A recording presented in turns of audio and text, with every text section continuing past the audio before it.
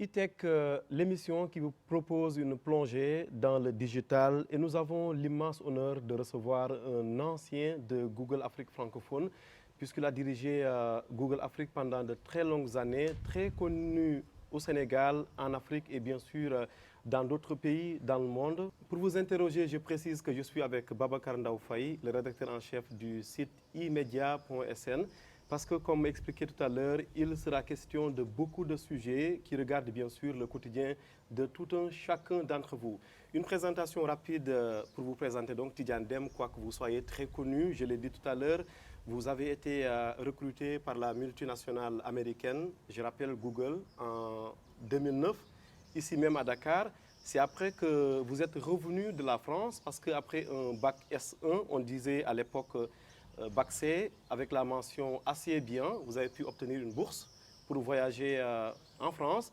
Après donc des études, vous êtes revenu au Sénégal pour donc mettre en place, comme on dit ici à Dakar, votre propre business. Est-ce que ça marche le fait de vouloir voler de ses propres ailes pour quelqu'un qui était quand même, et c'est le moins qu'on puisse dire, dans le confort? Merci pour cette question, Ousmane. Elle revient beaucoup sur la table aujourd'hui.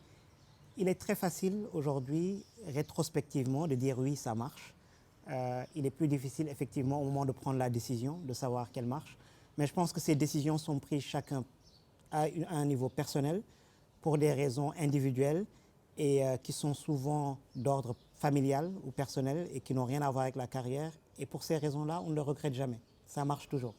Pour poursuivre très rapidement la présentation, on vous présente comme un garçon très intelligent. Vous recevez comment ces compliments? Avec ce sentiment que les gens exagèrent un peu. Je pense que je suis un garçon qui a de la chance.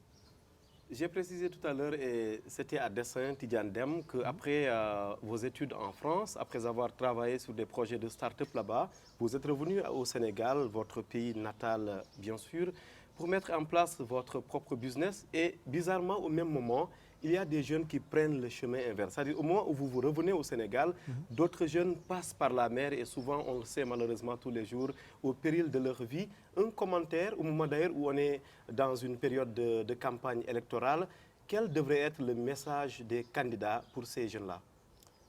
Je crois que, quelle que soit la période, quel que soit le contexte, ce qui se passe, ces jeunes qui partent, est une tragédie. Et que le problème de fond, c'est celui du développement social et économique qui va permettre à un jeune Sénégalais ou n'importe quel jeune Africain de se construire dans son pays et d'avoir un horizon ouvert qui lui permet de rêver, de s'accomplir, de s'épanouir économiquement et socialement dans son propre pays. Et nous devons tous travailler dans ce but. Mais quel devrait être le rôle des politiques par rapport à ça? On demandera toujours des comptes aux politiques sur cela, parce que quand quelque chose se passe dans une maison, on demandera compte aux chefs de famille. Mais c'est notre rôle à tous. Je pense par exemple qu'à notre niveau personnel, nous avons tous les jours des jeunes autour de nous qui viennent nous voir avec des projets d'émigration, avec des projets de carrière. Et c'est notre rôle aussi de leur faire voir la réalité derrière ces projets-là. C'est des gens comme moi qui rentrent de France et font le malin du matin au soir, qui donnent l'impression que tout se passe bien là-bas et que tout est facile. Ce ne l'est pas. Que ce soit à Paris ou à Dakar ou à Kaolack ou à Bamako, réussir demandera toujours beaucoup de travail, beaucoup d'efforts et un peu de chance. Dites-nous, justement, dans ce contexte électoral dans lequel nous sommes, pour l'expert que vous êtes, quel regard portez-vous sur l'offre programmatique des différents candidats dans le secteur d'où vous intervenez généralement, le numérique? Je vais vous avouer n'avoir pas suffisamment creusé le sujet dans le cadre de la campagne actuelle et porter peut-être un commentaire plus général. Tous les États africains, et le Sénégal n'y échappe pas, ont cette ambition d'utiliser la technologie et le digital pour régler des problèmes de croissance économique, des problèmes de création d'emplois, des problèmes de gouvernance, des problèmes d'éducation. Et c'est une ambition légitime. La technologie a toujours ce rôle-là. Cela dit, la transformation de cette ambition-là en réalité est quelque chose de beaucoup plus difficile et c'est dans les détails qu'on se perd. Tout le monde ne sera pas à la Silicon Valley. La preuve, et je le cite souvent en exemple, il y a aux États-Unis 50 autres États qui essaie de répliquer la Silicon Valley qui n'y arrive pas. Tout le monde veut sa Silicon Valley. Et donc, nous devons être beaucoup plus clairs et précis sur ce que nous voulons faire et ne pas juste dire que nous voulons être la Silicon Valley. Et pour pouvoir trouver les bonnes politiques et les exécuter, il faut aller très profondément dans la compréhension de l'industrie, dans son analyse et donc dans les leviers sur lesquels on peut réellement jouer pour transformer ces industries-là.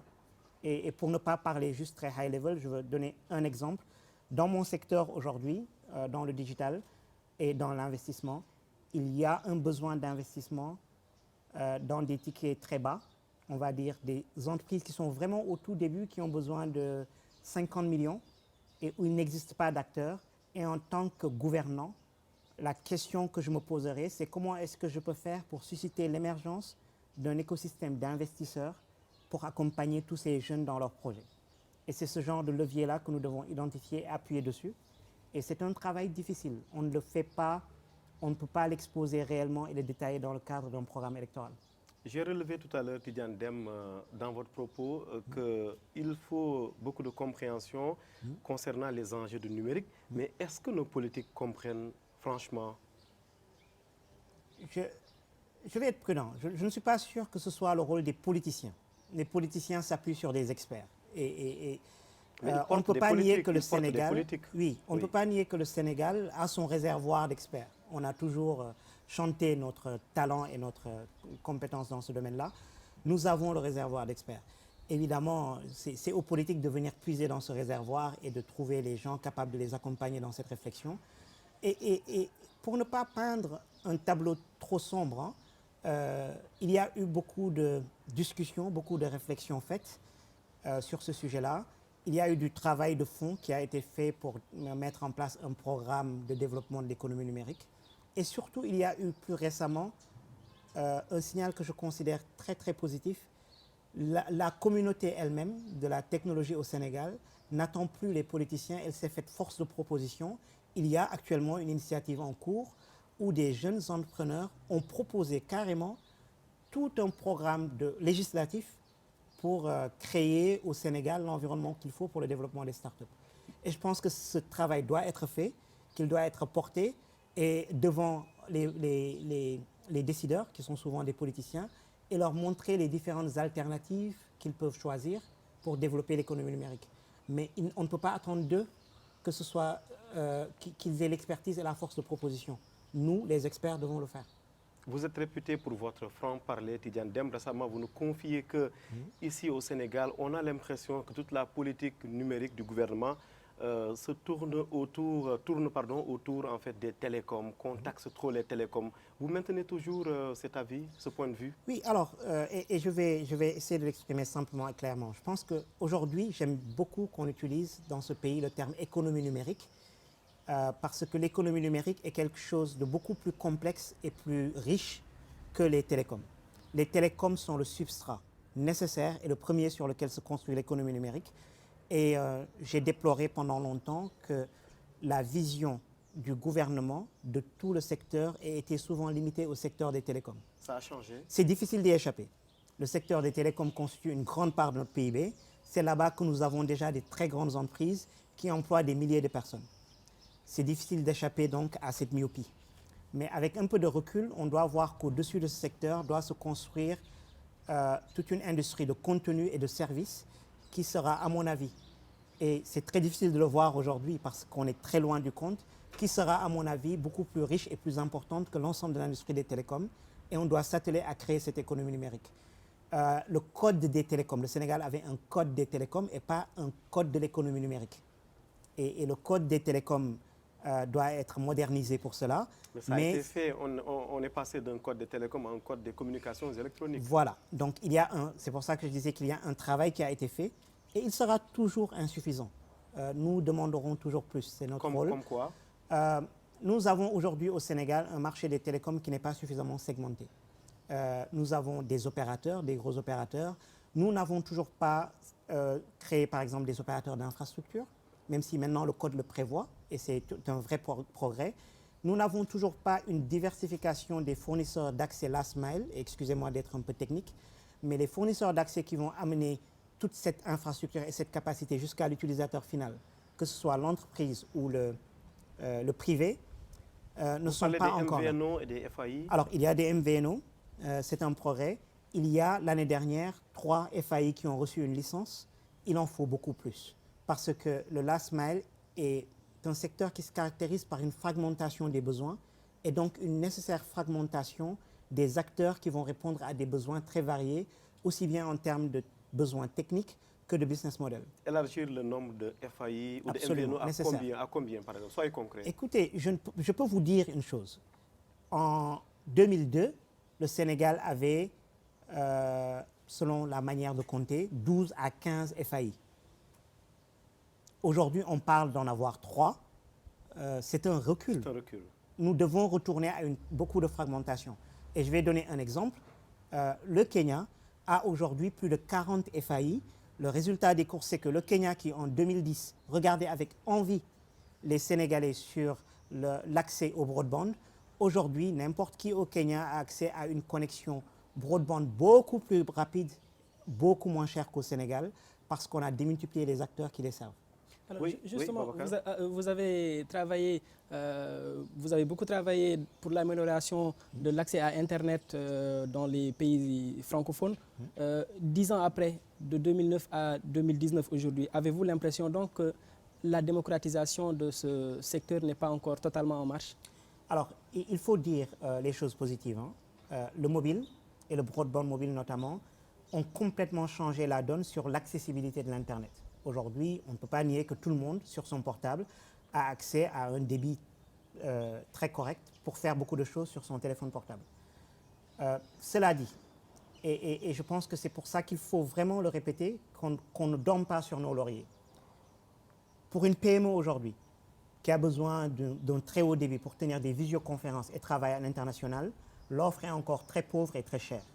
Et c'est un problème d'infrastructure. Ce n'est pas une mauvaise volonté des opérateurs, c'est un problème d'infrastructure et un problème de structuration du marché.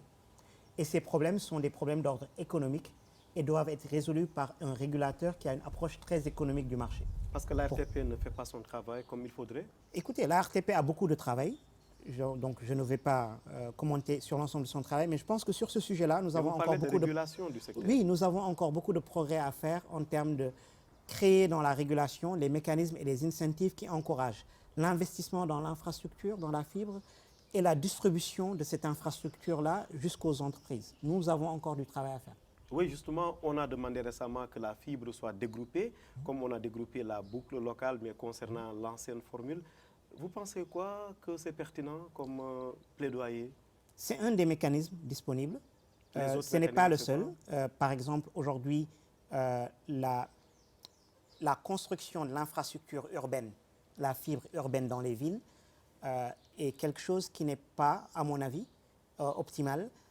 Chaque opérateur peut construire sa fibre. Vous noterez par exemple que les fournisseurs d'accès Internet ne peuvent pas et sont obligés de se baser sur l'infrastructure de l'opérateur. Et tant que ces opérateurs sont à la fois des opérateurs d'infrastructure fibre qu'ils revendent aux fournisseurs d'accès et même qu'ils vendent à l'utilisateur final, il manque un chaînon. Et j'ai souvent milité, et je le répète ici, pour la nécessité d'avoir des acteurs spécialisés dans l'opération de l'infrastructure et qui vendent en gros aux fournisseurs d'accès Internet et qui donc ont, eux, toutes les incentives économiques pour distribuer beaucoup de volume le moins cher possible. Nous manquons, par exemple, de ce mécanisme-là au Sénégal. Vous pourrez noter aussi qu'aujourd'hui, dans la structure du marché sénégalais, la distribution de la capacité internationale n'est toujours pas réellement démocratisée. Vous voulez dire quoi? C'est encore un enjeu stratégique pour beaucoup de posséder et de contrôler l'accès à la capacité internationale.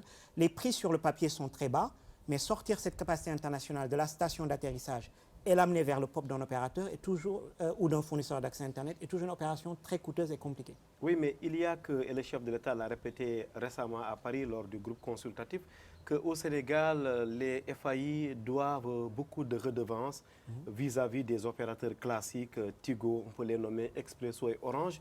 Est-ce que réduire les prix de l'Internet, est-ce que ça ne devrait pas passer par là? Et question qui devrait D'autant vous faire plaisir que vous nous dites régulièrement qu'au Sénégal, l'État taxe trop les télécoms. Et si on réduisait un peu ces taxes-là? Alors, je vais revenir sur l'histoire de la taxation, mais je pense qu'on fait souvent un mauvais procès aux fournisseurs d'accès Internet. Aussi.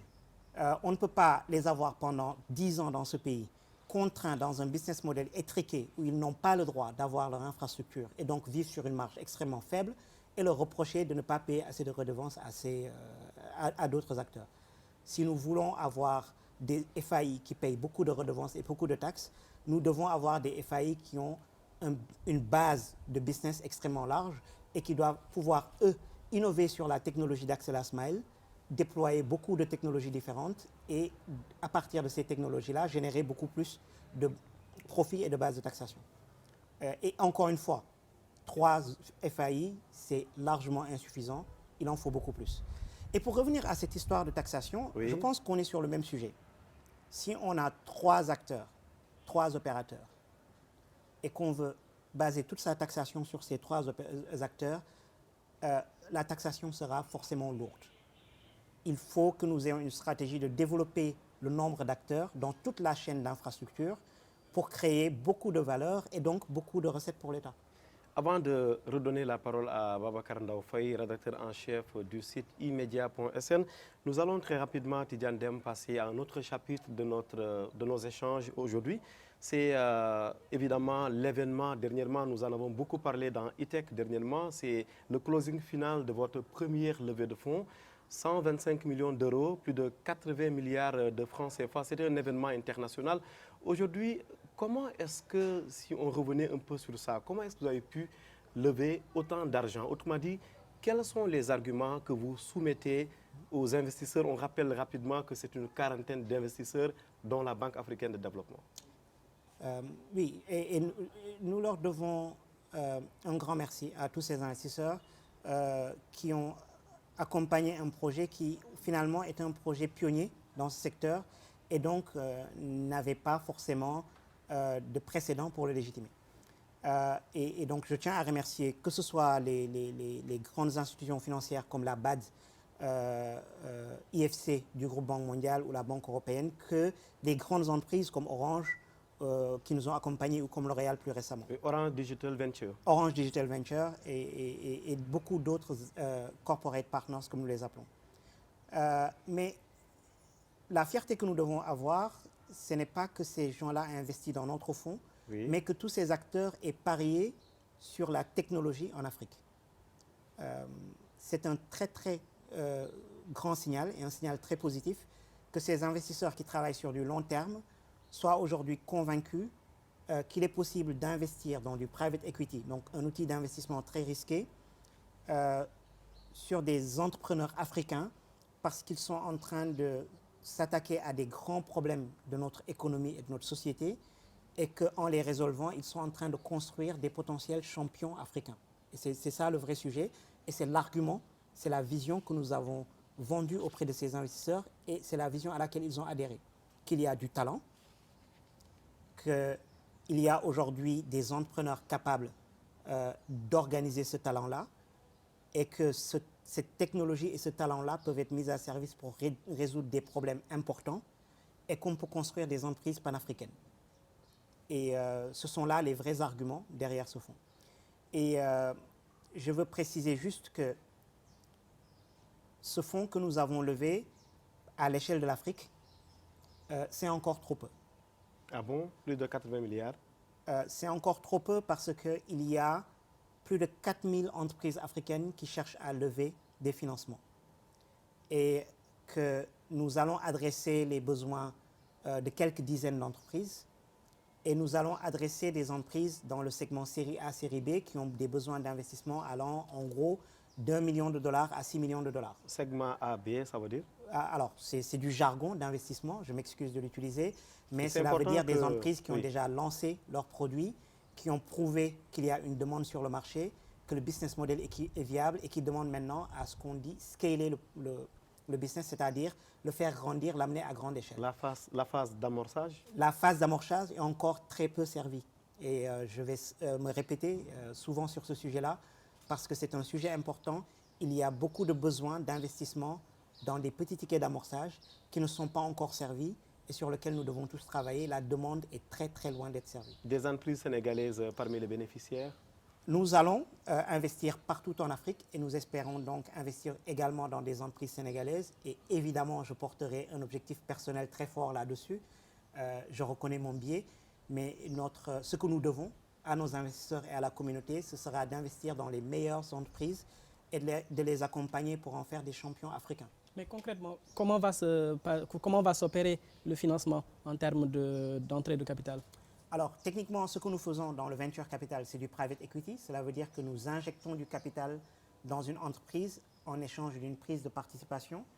Et ensuite, nous accompagnons l'entreprise pour la faire croître.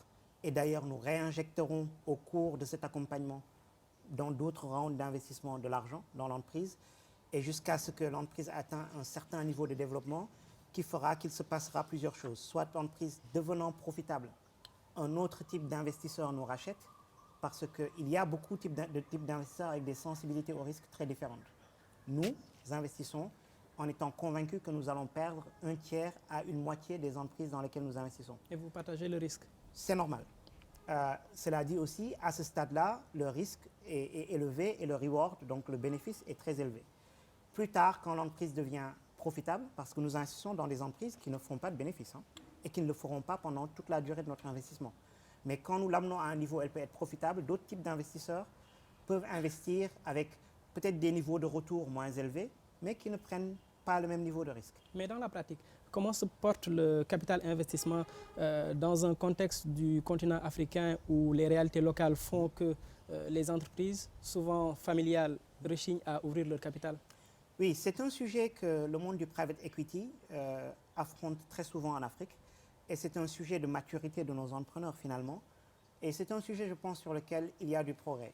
Alors, je suis encore peut-être une fois biaisé parce que dans le monde de la technologie, l'idée d'ouvrir son capital à des venture capitalistes et de travailler dans la croissance est assez naturelle. Les modèles que nous avons, c'est un modèle importé de la Silicon Valley et c'est donc naturel pour ces entrepreneurs.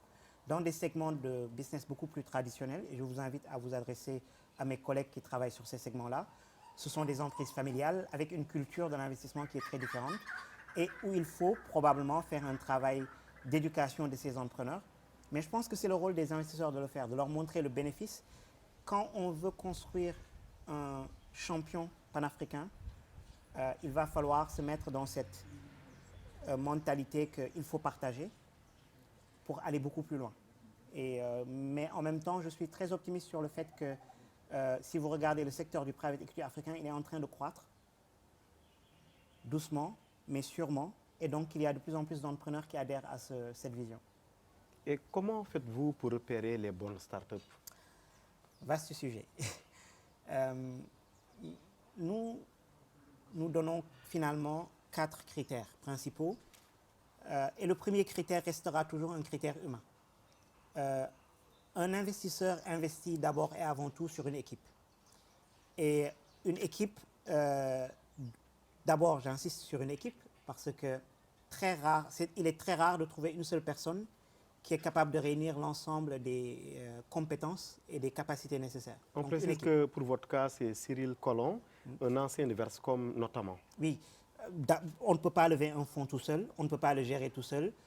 J'ai commencé cette aventure avec mon camarade, mon ami de 25 ans, Cyril, et nous avons levé ce fonds ensemble et nous avons construit autour de nous une équipe, notamment avec César Niaga qui vient nous rejoindre au Kenya, Mathieu Marchand qui nous rejoint à Dakar. Oui, le Kenyan que vous avez débauché récemment. Oui, pour ouvrir un bureau au Kenya et étendre notre activité un peu plus. Vous avez démarré au Kenya? Nous venons d'ouvrir notre bureau au Kenya au mois de janvier 2019. Il faut voir que cette équipe sera appelée à couvrir tout le continent et donc devra voyager et se déplacer beaucoup. Mais donc pour revenir aux entrepreneurs, l'équipe est importante, elle doit avoir réunir quelque chose de très difficile finalement, de la compétence technique, parce qu'on travaille avec de la technologie, une compétence métier. Si vous voulez faire une plateforme dans le domaine financier, il faut comprendre le secteur, donc ce que nous appelons l'expertise métier. Et quelque chose de très critique et difficile en Afrique, la capacité opérationnelle. Il faut pouvoir exécuter, délivrer sur ses plans et passer un business de 3 personnes à 100 personnes. C'est une compétence très très difficile à trouver et qui est vraiment précieuse. Ensuite, au-delà de l'équipe, évidemment, il faut que le marché, le potentiel existe. Donc, que l'équipe s'attaque à un problème important qui a un potentiel économique important. Enfin, nous allons regarder le modèle, comment il s'attaque à ce problème-là. Est-ce que le produit est le bon? Est-ce que le business model fonctionnera? Est-ce que la stratégie de pénétration des marchés est validée? Et enfin, nous regarderons le progrès, parce que rien ne parle plus que l'action. Et donc, le progrès réalisé par cette équipe-là sera un critère très important. Évidemment, quelqu'un comme vous, on comprend qu'il veut aider la jeunesse dans son propre continent, l'Afrique, son continent natal, comme on dit, pays natal. Mais on sait évidemment qu'il faut aussi se faire de l'argent. Vous allez vous faire de l'argent comment? Ce qu'on appelle les business models. Alors, permettez-moi du coup d'essayer de prendre quelques minutes de pédagogie sur comment fonctionnent les fonds et le business model d'un fonds. Un fonds d'investissement, c'est d'une part un gestionnaire de fonds et d'autre part des LPs, des investisseurs du fonds, qui confient leur argent aux gestionnaires de fonds sur la base d'une thèse d'investissement. Dans notre cas, donc, un ensemble d'investisseurs que nous avons cités ici tout à l'heure nous ont confié la gestion d'un certain montant, 125 millions d'euros. Et la thèse sur laquelle nous nous sommes basés, c'est que nous allons investir cet argent-là dans des entreprises africaines qui utilisent la technologie pour régler des grands problèmes africains. Et donc, ils vont créer des champions africains, donc des grandes entreprises qui vont générer beaucoup de revenus et beaucoup de bénéfices. Nous investissons, mettons 3 millions de dollars dans une société et prenons un pourcentage des actions de cette société en échange. Et nous mettons vraiment au travail à côté de l'entrepreneur pour faire croître la société. Dans quelques années, cette société aura beaucoup cru, aura créé beaucoup de revenus et beaucoup de bénéfices, et nous pourrons vendre nos actions à d'autres investisseurs ou à d'autres grandes entreprises qui peuvent les accompagner pour la suite de leur vie. Évidemment, ça c'est le cas idéal. Dans d'autres cas, ça ne va pas bien se passer et la société va faire faillite. Et nous, comme l'entrepreneur, allons perdre notre investissement. Mais le risque est intégré dès le départ. Oui, puisque pour faire un schéma simple, si vous investissez dans 100 entreprises et que 50 d'entre elles font faillite, vous avez perdu donc la moitié de votre investissement, mais que les 50 autres vous rapportent 4 fois plus, au final, vous avez récupéré 2 fois le montant que vous aviez initialement investi et tout va bien. Et c'est ce que nous espérons pouvoir réaliser comme opération dans ce cas-ci. Il y a plusieurs facteurs qui vont faire le succès donc. Oui. C'est le taux de perte. Il faut savoir choisir les bonnes entreprises et limiter ce taux de perte. Mais les statistiques de l'industrie sont là et nous disent qu'il y aura un taux assez élevé à ce stade d'investissement. Et ensuite, il faut vraiment travailler avec les sociétés pour créer de la valeur et les faire grandir. Et arriver à un stade où il y a des acheteurs potentiels, et c'est quelque chose qu'on oublie facilement. On peut faire grandir une entreprise autant qu'on veut. Si on ne trouve pas des acheteurs potentiels, on n'ira pas loin. Il y a encore une fois, plusieurs schémas d'acheteurs potentiels. Parfois, ce sont les entrepreneurs eux-mêmes qui rachètent les parts qu'ils vous avaient vendues au départ et qui continuent à développer leur société. Parfois, ils vont trouver un autre grand partenaire, c'est ce qu'on appelle des consolidations et des M&A. Et parfois, ce seront d'autres investisseurs qui nous rachètent. Et donc, dans 5 à 7 ans après notre investissement, nous allons vendre nos parts et rendre à nos investisseurs l'argent qu'ils nous avaient donné au départ avec un bénéfice, nous l'espérons. Mais vous êtes conscient au moins que c'est de l'investissement sur le long ou très long terme? Écoutez, c'est très important quand on veut faire de l'investissement en Afrique d'intérioriser ces deux choses-là. Nous allons prendre du risque et accompagner des entreprises qui risquent de faire faillite. Et personne ne peut vous dire, nulle part dans le monde, qu'il peut investir dans des entreprises avec aucun risque de faire faillite. Ce serait vraiment une mauvaise approche.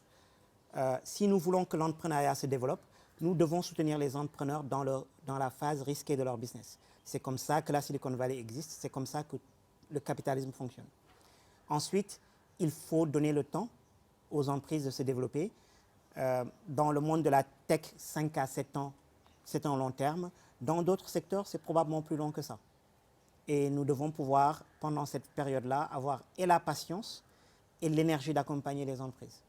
Babacar Ndaoufay. Justement, vous avez effleuré tantôt le sujet. Avec Partech Afrique, vous avez eu l'occasion naturellement de travailler avec beaucoup de fintech. La législation aujourd'hui les rend assez dépendants des banques ou en tout cas des institutions financières qui ont la licence bancaire. N'est-ce pas un frein à leur essor quand on sait que celles-ci semblent assez en retard, les banques en tout cas en Afrique, dans le domaine des technologies? Donc, merci Babacar, j'aime beaucoup cette question parce que la fintech aujourd'hui représente la moitié des investissements dans les technologies en Afrique. Et dans l'absolu, c'est un montant important. C'est plusieurs centaines de millions de dollars. Et c'est normal parce que la fintech attire beaucoup aujourd'hui des entrepreneurs. C'est un secteur important de notre économie où aujourd'hui les Africains n'ont pas accès aux services financiers. On utilisera le taux de bancarisation ou d'autres KPI. Vous verrez que la pénétration des services financiers est très faible en Afrique. Cela crée donc une très très forte demande où aujourd'hui la technologie, notamment le mobile et le mobile money, crée des opportunités de répondre à ces besoins. Les entrepreneurs qui vont essayer d'adresser ces besoins-là, évidemment, vont aller là où l'industrie financière traditionnelle ne sait pas aller. Et donc vont bousculer les codes de cette industrie et notamment vont essayer d'agir dans un cadre qui n'est pas prévu par la régulation actuelle. Et c'est un schéma typique de disruption, donc de perturbation d'un environnement économique existant. Alors, à ce moment-là, il peut se passer plusieurs choses. Mais cela pose une question au régulateur, en fait. Le régulateur doit décider, est-ce que ce qui est en train de se passer dans ce secteur va dans le sens de l'amélioration de la qualité et de l'accessibilité des services financiers pour les usagers? Et donc, qu'est-ce qu'il doit faire pour faciliter ça? Et mesurer aussi le risque que cela pose dans la gouvernance générale du monde financier et comment le cadrer. Je pense que on voit aujourd'hui dans les différents pays africains des attitudes très différentes, mais des attitudes qui évoluent de la part des régulateurs, des banques centrales en général, dans le sens d'une part de libérer les énergies, libérer cette créativité-là, libérer les entrepreneurs des contraintes parce qu'ils sont vraiment en train d'accomplir un travail phénoménal, mais d'autre part créer un cadre pour protéger l'usager, protéger nos économies et la gouvernance. C'est un travail délicat, je l'admets, mais c'est un travail qu'il faut faire vite pour ne pas ralentir la croissance de ce secteur et c'est un travail qu'il faut faire avec la conviction qu'on va rompre le statu quo, qu'on va changer les modèles. Et donc, c'est un appel presque que je lance aux régulateurs et aux entrepreneurs. Il va falloir que les régulateurs s'impliquent et apprennent et comprennent ce qui se passe dans le monde de la technologie parce qu'il va être confronté à beaucoup de nouveaux modèles et il ne saura pas les réguler sans vraiment les comprendre, mais il faut qu'il le fasse très très vite. Et c'est peut-être là le challenge pour les régulateurs. De notre côté, nous, les entrepreneurs, souhaitons évoluer sans aucune contrainte, évidemment, et allons casser toutes les barrières. Il va falloir que les entrepreneurs se disent la chose suivante. S'ils ont pour ambition de construire des champions africains, des grandes entreprises qui vont servir des centaines de millions d'usagers en Afrique, il va falloir qu'ils apprennent à travailler avec la régulation. On ne peut pas se défaire complètement de la régulation. Elle est nécessaire, elle a des objectifs, il faut travailler avec le régulateur. En tant qu'investisseur, nous sommes particulièrement inquiets quand un entrepreneur nous dit « non, non, non, non, non, je ne m'occupe pas de la régulation ». C'est un très mauvais signal parce qu'un régulateur peut très, très vite tuer un business. Mais est-ce que la BCEAO suit pour prolonger un peu la question de Babacar? Écoutez, je suis biaisé, je suis du côté des entrepreneurs. Je vais dire pas assez vite. Vous êtes objectif aussi? Je pense que je vais être exigeant parce que je vois d'autres pays où cela va plus vite. Évidemment, nous sommes dans un espace communautaire où il y a beaucoup de pays où donc l'évolution de la régulation est forcément plus lourde. Mais si je regarde par exemple ce qui se passe dans un certain nombre de pays anglophones africains, les choses vont très très vite et il ne faut pas que les pays de la zone UEMOA, par exemple, se réveillent un jour avec un secteur de la fintech très en retard et que ce soit les entreprises des pays qui ont pris de l'avance sur la régulation qui viennent servir nos marchés. Ça serait dommage. Parce que la question est toujours là, c'est que la technologie va toujours plus vite en fait que la réalité. C'est naturel. C'est naturel et ce n'est pas le propre du secteur financier. Ce sera vrai dans beaucoup de secteurs. Encore une fois, si nous voulons en profiter de cette révolution technologique, le régulateur doit aller très très vite et c'est presque contradictoire pour un régulateur dans une industrie très conservatrice. Il doit aller vite et il doit adopter et embrasser ces technologies-là. On ne peut pas les freiner, on ne peut pas les ignorer, on ne peut pas les fuir, on doit les comprendre et les embrasser. Babacar Ndao Faye. Alors, j'ai surtout envie de vous interpeller sur l'économie de partage, avec tout ce qu'il y a eu en Europe, notamment comme débat sur l'opportunité de les taxer davantage ou pas. Est-ce que l'Afrique aujourd'hui peut s'inspirer de ce cas et quelle viabilité faudrait-il espérer pour nos économies africaines dans ce sens? Écoutez, sur ce point, je suis très optimiste parce que je pense que les économies africaines sont déjà des économies de partage. Et je veux que ce ne soit pas juste une belle phrase vide. Mais quand ça bouscule le fisc, c'est un autre problème. Alors, le fisc a toujours, chez nous, un problème d'accès à l'économie informelle pour la taxer. Ce problème n'est pas nouveau, n'est pas créé par la technologie ni par l'économie de partage. C'est un problème de formalisation. Et je pense qu'au contraire, c'est une opportunité. Il est très difficile pour les gouvernants, pour le fisc ou pour n'importe quel acteur de s'adresser à une multitude d'acteurs indépendants et informels.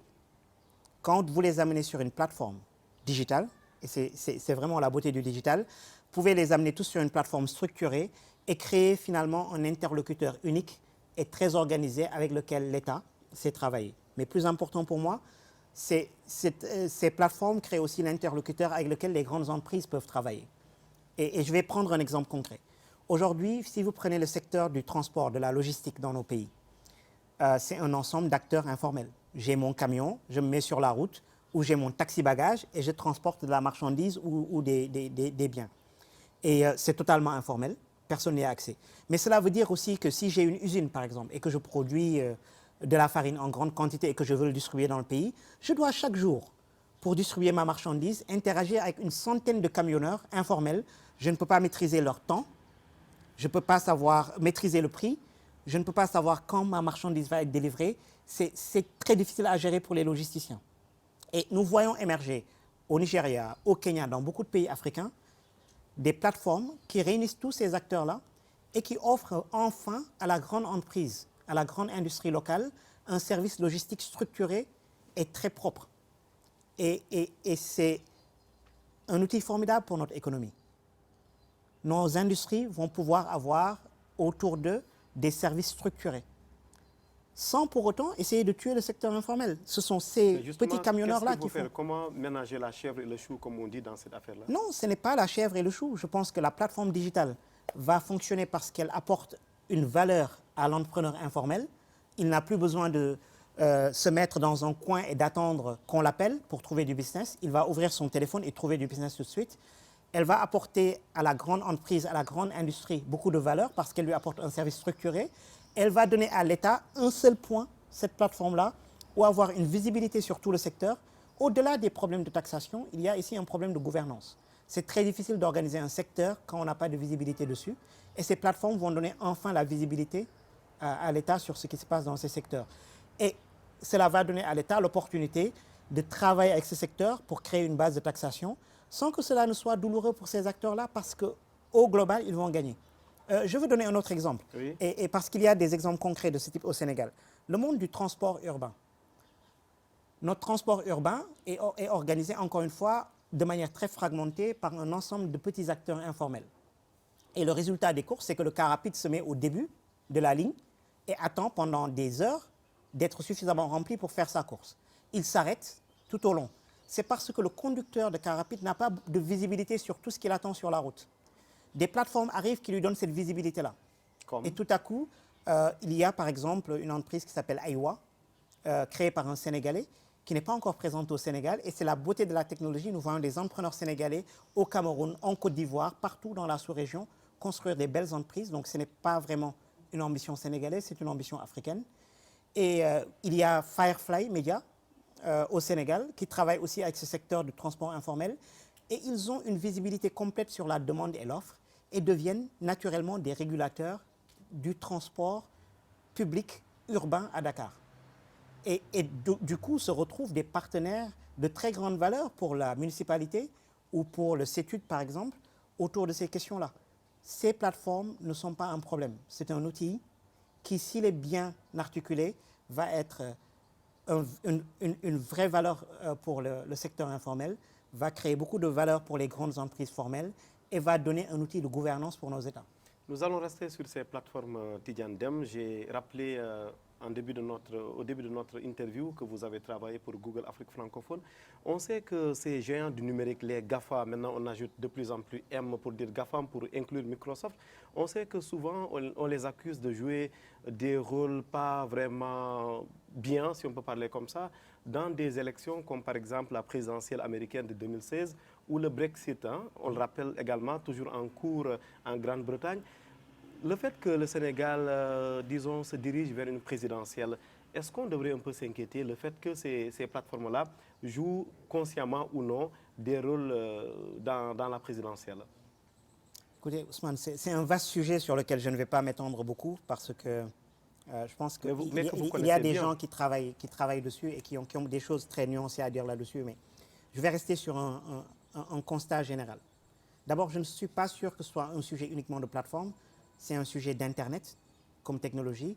Et comme souvent, la technologie que nous adoptons, surtout nous, Africains, sans beaucoup de contrôle sur son évolution, que nous subissons, va nous poser beaucoup de problèmes sociétaux. Vous préconisez des restrictions? Non, au contraire. Ce que j'ai dit, on ne peut pas l'ignorer, on ne peut pas l'arrêter, il faut le comprendre et l'embrasser. Mais concrètement, faire quoi? Et il faut le comprendre, et je pense que ce qui est arrivé aux États-Unis l'année dernière prouve une chose intéressante, que ce n'est pas juste un challenge pour nous, qu'un pays comme les États-Unis peut se retrouver surpris par l'impact que cette technologie a sur un sujet très important pour la politique et qu'ils ne l'ont ni anticipé ni maîtrisé. Et donc, il faut relativiser la capacité des gouvernants à le faire et il faut voir que ce sera un challenge pour tout le monde. Donc, ce n'est pas un challenge sénégalais ou africain, c'est un challenge global qu'il va falloir maîtriser. Et nous sommes qu'au début de ces questions-là, à mon avis, parce que nous sous-estimons probablement l'impact et la transformation qui reste à venir sur ces sujets-là. Et donc, il ne s'agit probablement pas d'une question GAFA, ni d'une question Amérique, ni d'une question élection, mais d'une question globale qui est posée à nos sociétés sur comment nous allons réorganiser le discours public et qui se pose à vous dans les médias. Vous êtes très vite passé d'un monde où vous étiez unique détenteur du canal de distribution de l'information et de la légitimité à un monde où moi, n'importe quel CRR sénégalais peut aller en ligne et s'exprimer sur des sujets importants. Et nous devons tous, en tant que société, nous repositionner. Oui, et cela va très loin. Par exemple, il faut que nous enseignions à nos enfants comment lire et analyser de manière très critique le discours Internet. Que ce que quelqu'un dit sur Facebook n'est pas forcément vrai. Que ce que quelqu'un leur dit sur le chat, sur WhatsApp. Aujourd'hui, par exemple, au Sénégal, on envoie des audios et des choses sur WhatsApp. Que nous développions un discours critique. Redoutez-vous l'impact des éventuelles fake news dans le processus électoral ou dans le processus social de façon générale? Je suis sûr que vous pouvez retrouver, il y a quelques décennies, les mêmes questions autour de la radio et de la télé ou du journal. Quand l'imprimante a été inventée, quand la presse a été inventée, des gens ont dit mettre cette information-là dans la rue, est-ce que nous sommes prêts pour ça? Comment on va s'organiser? Et ces questions ont été résolues. Ça prend du temps. Ce ne sera pas fait en une année ni en 6 mois. Ça va être résolu comment? Ça va être résolu sur une génération. Je ne sais pas. J'aurais souhaité pouvoir vous donner la solution. Mais je pense qu'il faut qu'un certain nombre de principes soient mis en avant. Un, il faut un principe d'éducation, de formation. Nous avons tous été formés à avoir une analyse critique de l'information que nous recevons de manière traditionnelle dans les livres et dans la radio et à la télé. Nous n'avons pas encore été formés à ce discernement-là sur les nouveaux médias et nous devons l'être. Les gouvernants doivent apprendre à comprendre ces outils-là et leur influence et trouver les mécanismes pour le cadrer. Et parce qu'aujourd'hui, on sait réguler, par exemple, les communications au Sénégal. Vous êtes soumis à une régulation. Le média qui est en ligne, qui émet à partir de n'importe quel coin du globe, échappe complètement au contrôle de l'État et y échappera toujours probablement. Donc l'État doit s'ajuster sur ces mécanismes-là. Et s'il y avait une solution évidente, elle serait déjà là. Elle n'est pas évidente, c'est une réflexion. Et le principe que je veux mettre en avant aussi, c'est que cette réflexion-là doit être très collaborative. Je ne pense pas que les entreprises technologiques seules dans leur coin vont trouver la solution. Et c'est le discours qu'elles tiennent souvent, mais ce n'est pas vrai. Je ne pense pas que l'État seul trouvera la solution. Et il faut beaucoup d'acteurs autour de la table. Et ce qui s'est passé récemment dans beaucoup de pays a été une sorte de catalyseur de cette conversation, a déclenché beaucoup de questionnements qui sont très très sains. Et maintenant, il faut que les gens se mettent autour de la table et résolvent ces questions-là. Ce qui est dommage, c'est que ces questions ont été ignorées pendant très longtemps. Ce qui est positif, c'est que maintenant, elles sont sur la table inévitablement. Elles le sont pour une grande puissance comme l'Amérique. Et donc, elles seront prises au sérieux. On manque de prospective. C'est toujours difficile dans le cadre de ces révolutions technologiques de faire des prédictions et de la prospective. Et la seule chose qu'on sait, c'est que les prédictions qu'on fera seront fausses. Mais je suis un techno-optimiste.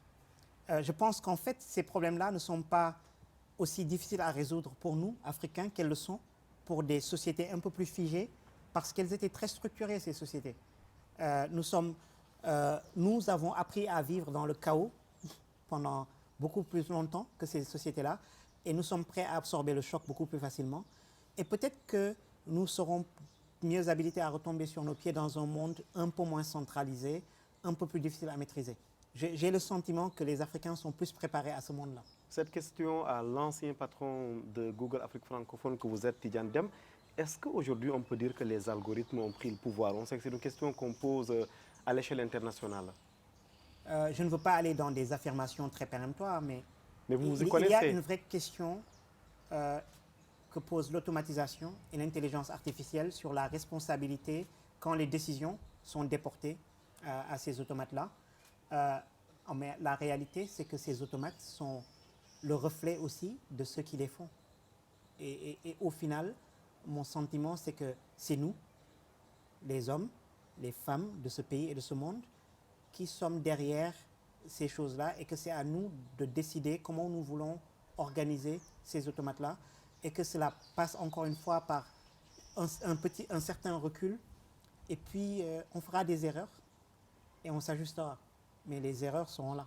Mais est-ce que nous perdons parfois, disons, le contrôle des créatures que nous mettons au monde, un peu dans le cas de figure du monstre de Frankenstein, comme on dit?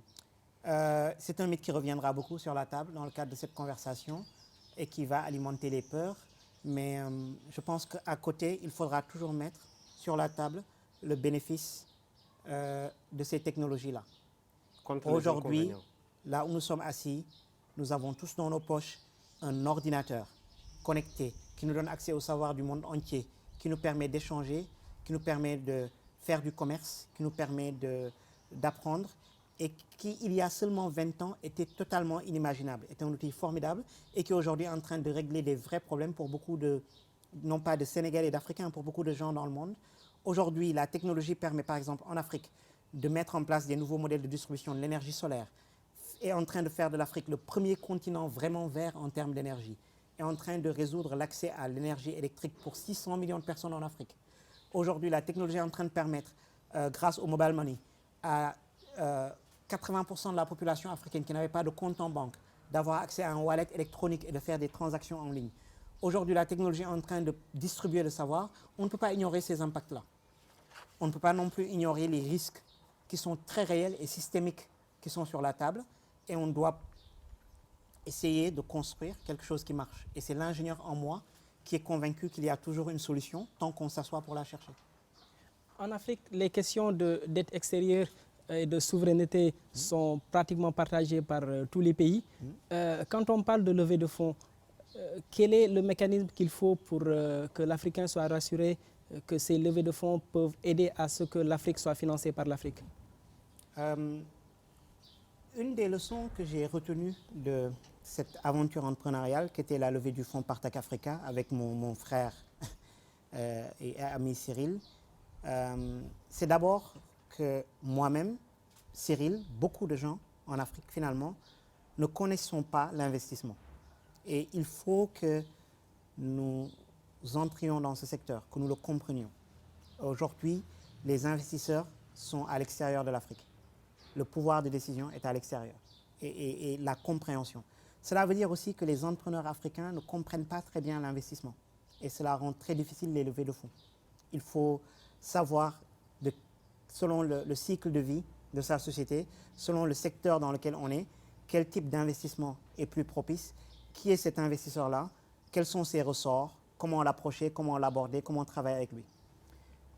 Ensuite, il faut que nous nous attachions à développer un écosystème propre. C'est vrai, aujourd'hui les investisseurs sont à l'étranger. Cela dit, il faut accepter d'abord dans une économie globale qu'il y aura certains types d'investisseurs qui sont là, d'autres qui sont ailleurs, et que c'est très sain et normal. Il faut accepter que c'est un processus finalement progressif, qu'aujourd'hui par exemple la tech africaine, qui aujourd'hui fait l'objet de beaucoup d'attention, a été initialement exclusivement financée par des investisseurs étrangers, parce qu'il n'y avait pas encore d'investisseurs africains qui comprennent ce secteur, et que nous commençons à voir émerger des équipes africaines, que c'est très positif, mais sans ces premiers investisseurs-là, nous, aujourd'hui, ne serions pas là. Et que c'est un processus itératif. Aujourd'hui, le fonds Partech Africa, nous aurions aimé avoir beaucoup plus d'investisseurs africains autour de la table, mais nous savons que, de par même notre activité, nous sommes en train de créer la prochaine génération d'investisseurs africains, que le prochain fonds que nous allons lever aura beaucoup plus d'investisseurs africains. Aujourd'hui, en France, Partech voit dans ces fonds arriver des investisseurs qui, il y a 10 ans, ont reçu un investissement de Partech. Nous créons les investisseurs de demain. Et c'est un processus que nous devons respecter et accompagner. Pourquoi, Tidiane Dème, la BNDE n'a pas mis son argent, disons, dans votre affaire, dans votre business? Je vous laisserai peut-être leur poser une partie de la question, mais nous n'avons pas demandé à la BNDE de mettre son argent parce que, encore une fois, nous sommes un fonds qui lève auprès d'un certain type d'investisseurs qui sont alignés avec ce que nous essayons de faire. Aujourd'hui, je n'ai pas demandé à Ousmane Gueye, assis devant moi, de mettre 5 millions d'euros dans mon fonds, pour beaucoup de raisons, parce que ce n'est pas le bon interlocuteur. Nous avons demandé à la BAD, qui est l'institution africaine qui accompagne les fonds d'investissement, et nous avons eu le plaisir et l'honneur d'avoir la BAD qui a validé notre projet et qui a investi dans notre fonds. Aujourd'hui, nous avons des entrepreneurs africains qui n'ont pas souhaité être mentionnés, qui ont investi dans notre fonds. Donc nous avons trouvé des Africains qui ont adhéré à ce projet-là. Aujourd'hui, la BND a d'autres acteurs à financer. Nous, dans le monde de la tech en particulier, nous attendons beaucoup des banques. Ce ne sont pas les banques qui financent les startups. Nulle part dans le monde. Nous devons créer des investisseurs qui sont capables de faire face aux risques que représentent les startups, d'adhérer à ce risque-là et de l'intégrer dans leur modèle, comme vous disiez tout à l'heure. Et nous n'en avons pas assez. Je salue la présence d'acteurs comme Teranga Capital au Sénégal. Nous commençons à avoir une petite communauté d'investisseurs. Grofin a ouvert ses bureaux récemment. Cofina fait de l'investissement pour les PME. Il y a quelques débuts. Ça bouge. Ça bouge. Il en faut beaucoup plus. Trouvez-les, ces acteurs, accompagnez-les. C'est ce que je dis aux gouvernants, c'est ce que je dis aux institutions qui veulent développer le continent. Une petite provocation pour conclure cette interview, Tidiane Dème, jeune Sénégalais, vous êtes parti du Saloum il y a plus de 40 ans aujourd'hui, à la conquête du monde. Aujourd'hui, vous revenez à Dakar et de Dakar, vous dirigez un important fonds d'investissement qui intéresse l'Afrique. Mais vous avez, on a l'impression, un calendrier aussi rempli que celui d'un chef d'État. Quelle est la place finalement de la famille dans votre vie d'entrepreneur? Merci. Merci Ousmane. C'est la question la plus importante qui se pose à moi probablement. Deux, trois commentaires. Je n'ai jamais quitté le Sénégal. Je suis parti faire mes études. Géographiquement, vous n'étiez pas là. Nous sommes là où nous devons être, mais tant que nos attaches restent là où elles sont. Et aujourd'hui, ma famille est à Dakar. Mon travail m'oblige à me déplacer beaucoup. C'est un vrai challenge, je le reconnais et je l'admets ici, de trouver le temps nécessaire pour ma petite famille immédiate, pour la communauté sénégalaise. Vous y arrivez? Et non, je dois encore faire beaucoup de progrès sur ce domaine-là. Et je les prends à témoin que c'est un travail en cours et c'est un travail qui est très très loin d'être fini. Les jours de fête, Tabaski, Korité, vous toujours au Sénégal. Toujours. Et en famille? En famille, toujours. Merci beaucoup, Tidiane Dème. Je vous en prie. Merci beaucoup, Babacar Ndao Faye. Merci, Ousmane. Merci beaucoup, très chers amis, à vous aussi d'avoir suivi cette interview exclusive de Tidiane Dème, ancien patron de Google Afrique francophone. Interview exclusive accordée, vous l'avez compris, au groupe E-Media Invest. Merci infiniment d'avoir suivi. Rendez-vous très prochainement. Merci encore.